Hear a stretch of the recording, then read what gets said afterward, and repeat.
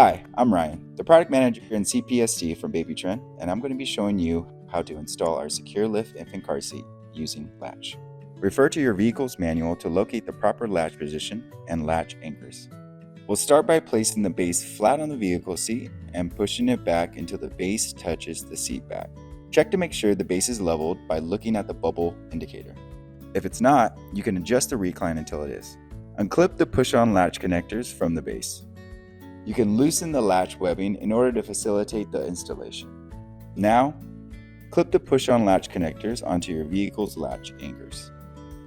You will hear a click and see the indicator window turn green when the connectors have properly attached to the anchors.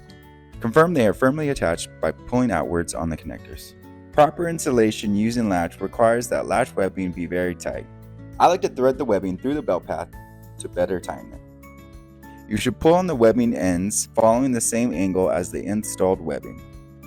So now you'll use either your knee or hand to press down hard on the base while pulling towards the car seat base on the webbing ends. To make sure that the seat is tight, move it side to side and front to back. If it moves less than an inch where the latch webbing meets the base, then you have a good installation. After you put the child in the car seat, you want to make sure that the shoulder belts are at or below the child's shoulders. Then you can secure the buckles. I like to secure the chest clip at this time. And now you can tighten the harness. Always make sure that the chest clip is at armpit level and you can't pinch the material on the harness. That's how you know that it's snug. Now you can click the carrier into the base.